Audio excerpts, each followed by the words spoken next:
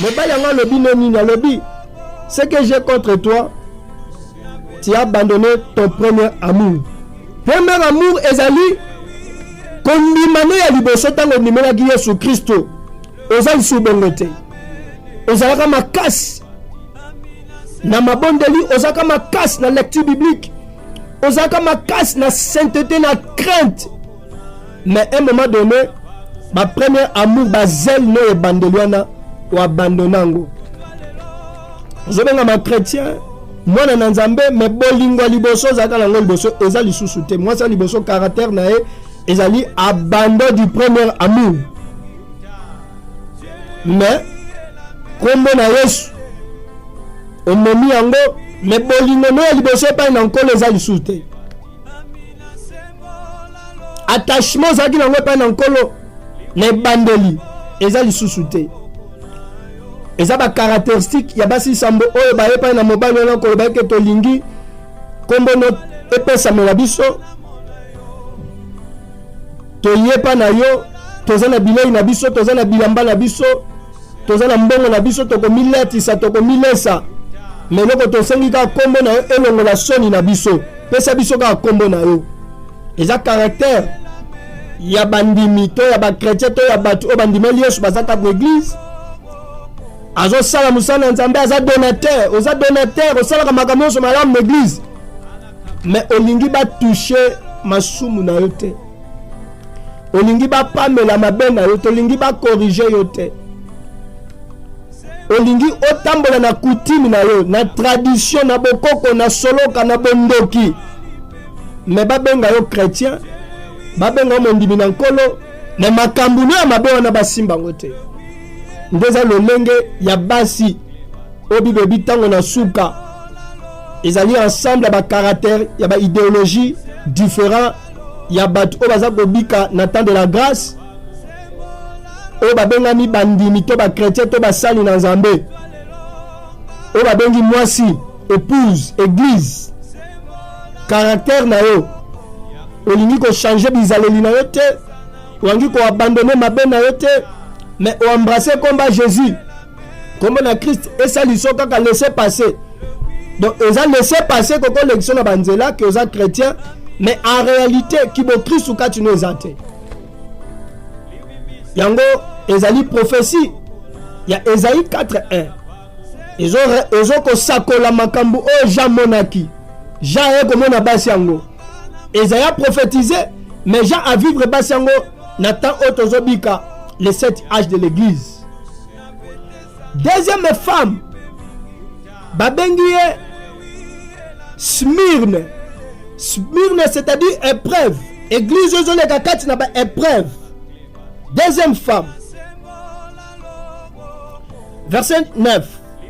Je connais ton affliction et ta pauvreté.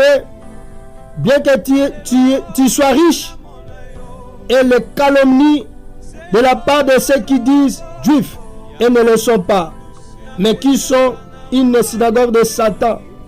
Ne crains pas ce que tu vas souffrir.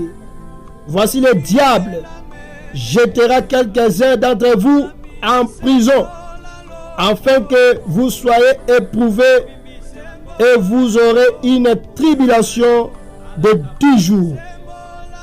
Sois fidèle jusqu'à la mort, et je te donnerai la couronne de vie. À sa promesse, il y a deuxième femme, Obabenge Smyrne, Smyrne Azali, moi si oh, azo passé, nakati ba épreuve, nakati ba souffrance, nakati ba difficulté. Maintenant, promesse au Christ, azo promettre moi si oh, azo promettre couronne de vie. Couronne de vie, eza pona ba obakoyika piko kati na ba épreuve, ba memi kombo na nkolo. Et c'est lui qui supporter ba épreuve, qui supporter ba difficulté, qui supporter ba souffrance, qui la fidèle na kati ba difficulté nyoso ya vie. Ezali caractère, il y a deuxième femme. Deuxième femme va promettre couronne de vie. Au coquille jamais pose la couronne de vie, ceux qui ont na compétition. Athlète akoki jamais kozala couronné avant compétition. C'est-à-dire il fallait le kana compétition a réussi compétition wana nde azala couronné. C'est comme nous l'église. Église ekoki jamais kozala récompensé soki eleki na kati ya ba épreuve te. Ba épreuve ezali thermomètre spirituel oyo Christ azoya komeka nango bandimi na ye.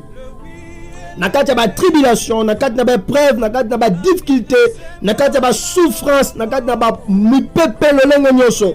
Mais oyo baza ko promettre na église oyo babengi Smyrne deuxième femme que azala fidèle jusqu'à la mort. Ko wanga na kombo na nkolo Yesu te pona ba difficulté, ko abandonner Christ te pona ba problème ozo kutana nango. Combien de personnes na période de confinement bawanga ni Christ abandonné liloba na Nzambe? Combien de gens o babimisi ba maloba ba propose à dignité na période de confinement? Troisième femme o babengi Pergame. Pergame a sa troisième femme.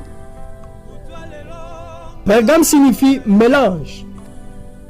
Le lenga mwasi oyo aza le lenga mwasi oyo azo mélanger kibo Kristu na mokili. Donc ayambi kombo na Yesu azo sambela kenda na église mais a mélanger kibo Kristu na mokili, na makamba mokili, na kuti, na bokoko, na kindoki. Aza chrétien aza ndoki, aza chrétien aza muyibi, aza chrétien aza mobomi, aza chrétien makamba beza ka songi songi, aza chrétien lokuta, aza chrétien kati impudicité, aza chrétien kati escroquerie, aza chrétien aza pe na bakisi, aza chrétien qui n'a pas na bandako nganga qui considère pe banganga, azoluka Yesu azoluka pe banganga kisi. Donc aza na mélange, azo mélanger makambo na Nzambe. Verset 13 na mokanda l'Apocalypse chapitre 2 13, je lis au Seigneur, je sais où tu demeures, je sais que là est le trône de Satan, tu retiens mon nom et tu n'as pas renié ma foi, même au jour d'Antipas, mon témoin fidèle qui a été mis à mort chez vous, là où Satan a sa demeure. Mais j'ai quelque chose contre toi, c'est que tu as là des gens attachés à la doctrine de Balaam.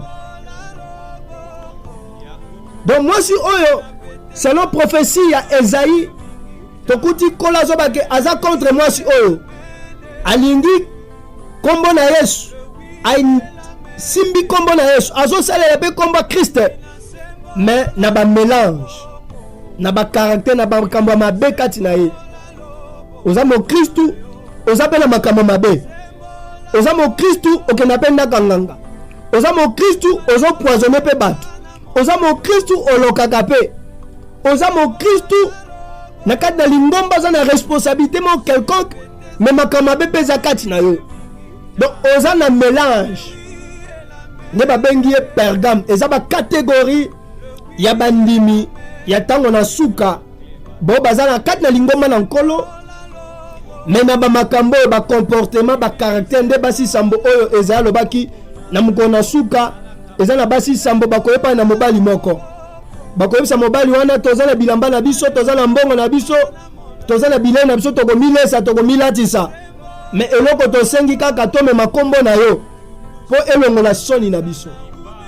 Donc vu komba Christ ekomi couverture, kombo na Christ esalisa yo na kobenga na bademo, kombo na Yesu esalisa yo na maladi obika, kombo na Yesu esalisa yo na bénédiction, kombo na Yesu ekouvrir yo protéger yo tango makambo ye mabe na batu nyoso baobelela kombo na Yesu mais bizaleli na bango lolenge na bango eza lolenge ya batu oyo te bayambi kombo na nkolo nde basi wana tout autour na kombo na Yesu. Chacun a sa doctrine, chacun a sa coutume, chacun na comportement na ba caractère na ye. Mutu nyonso asimbi kombo na nkolo na bandoki na basa do tout le monde basi samboana. Est-ce que vous avez parmi basiote? Est-ce que vous avez parmi basiote? Tala bizaleli na yo ndeko siko ozali ozoka iloba na Nzambe. Il y a des fois za parmi basi oyo balingi kaka kombo na Yesu me bizaleli na ye batushango te, masumu na ye bate yango te, baloba te loko moko azosala soki balobi abi na tiki église nakotiki bazo condamner nga mate ya juge mobali yango alobi nini alobi ce que j'ai contre toi, tu as abandonné ton premier amour. Premier amour ezali kondimane ya liboso tango ndimelaki Yesu Kristo ozali subongo te, ozalaka makasi na mabondeli, ozalaka makasi na lecture biblique, ozalaka makasi na sainteté na crainte.